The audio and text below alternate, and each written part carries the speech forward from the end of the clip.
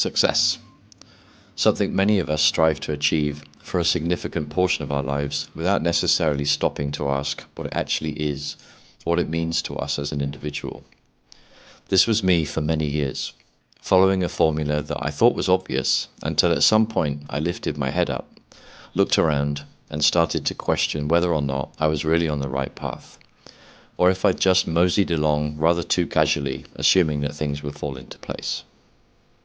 In this video, I want to discuss my own unqualified yet very real perspective on how I took pause and significantly changed my outlook on what being successful means, and how that led me to make a midlife transition from comfortable city living to rural chaos in another country.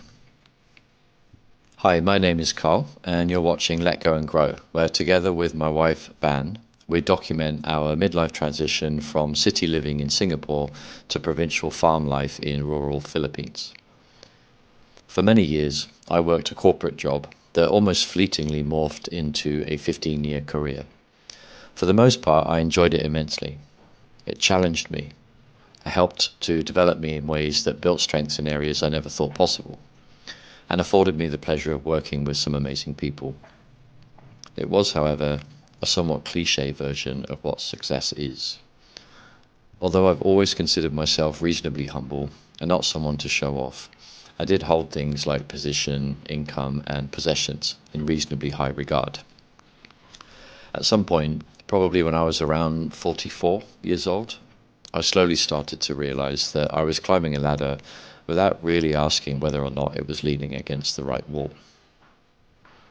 As part of this cycle of questioning things, and as a way to try and make sense of it all, I took a number of courses online, one of which centered around, and I quote the title, Achieving Personal and Professional Success, which was provided by the University of Pennsylvania in the US. Now, I'm not about to rave on about how one course changed my life, because it's not that simple. However, there were certain exercises throughout the course that required me to really step back and evaluate what success means to me. It might sound obvious or maybe just intuitive, but it wasn't until I took the time to be honest with myself and actually write down my version of success that I began to understand what values I genuinely consider to be ones that matter.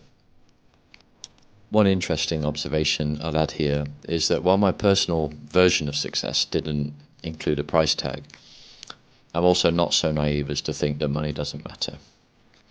Perhaps this is a golden handcuff I can't shake after years and years of predictable earning, but I also think that most versions of a future we aim to build will in some way hinge on being able to afford whatever that is, and so at some point money generally needs to be part of the evaluation and planning process.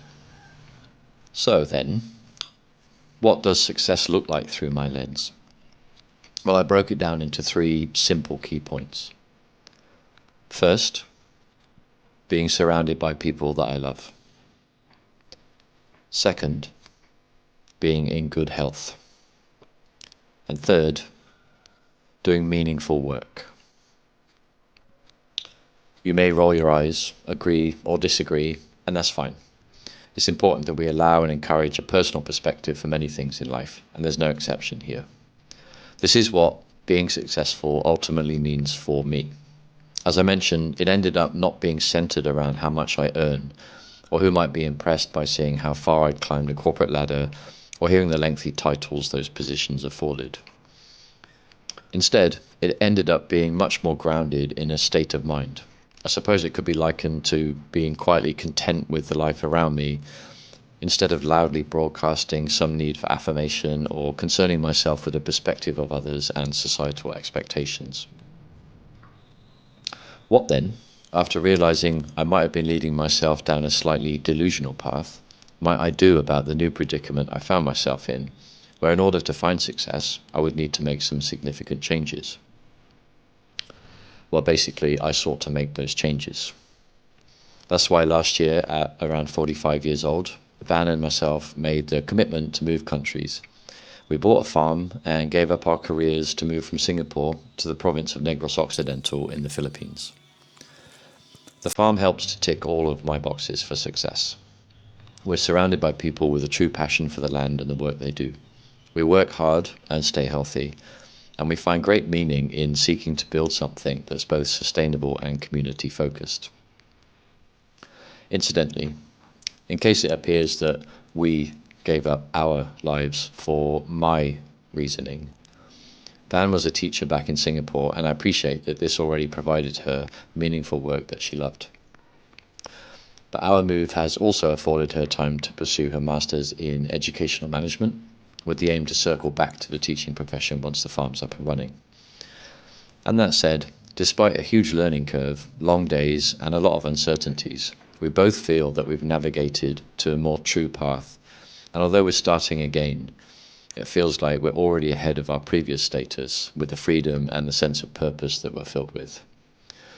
Small tokens like waking up before the alarm, excited for the day ahead, or losing track of time and wishing the day could last just a few more hours to squeeze in more work, or starting a new hobby just because, well, why not? Are ways in which we experience the shift in direction and allow ourselves to note them as signals that we're on the right track. A couple of points before I sign off. First, of course, nobody has waved a magic wand or blessed us unconditionally for a perfect life. We still experience ups and downs, endless challenges, and still question the changes that we've made. We don't actually know how to farm, and we need to build a reliable network around us in order to continue to make positive steps forward. And that's all healthy. It helps us appreciate that we're living and not just existing. It ensures we keep checks and balances on what we're working towards, and if needed, affords us the confidence to change and adapt accordingly. Secondly, I might encourage you all to take a moment and sit quietly by yourself or with a partner and think honestly and openly about what success means to you. You might even dress it up as a different word like happiness or contentment, and you will undoubtedly reach your own conclusions as to what it looks like. Write them down. Think about how close or how far it is from where you are currently in your own life. I know many people perfectly satisfied with their lives and careers exactly as they are. I also know many who are not. I'm happy that I realized before it's too late that I would be better situated on a different path. I have no regrets about the past events leading me to this point, and I'm embracing the unknown and making adjustments with a newfound passion and excitement for life, a feeling I would wish for all of you to be fortunate enough to experience. Anyway, thank you for watching. Again, this is Let Go and Grow, and I hope to see you in our next video. Ciao for now.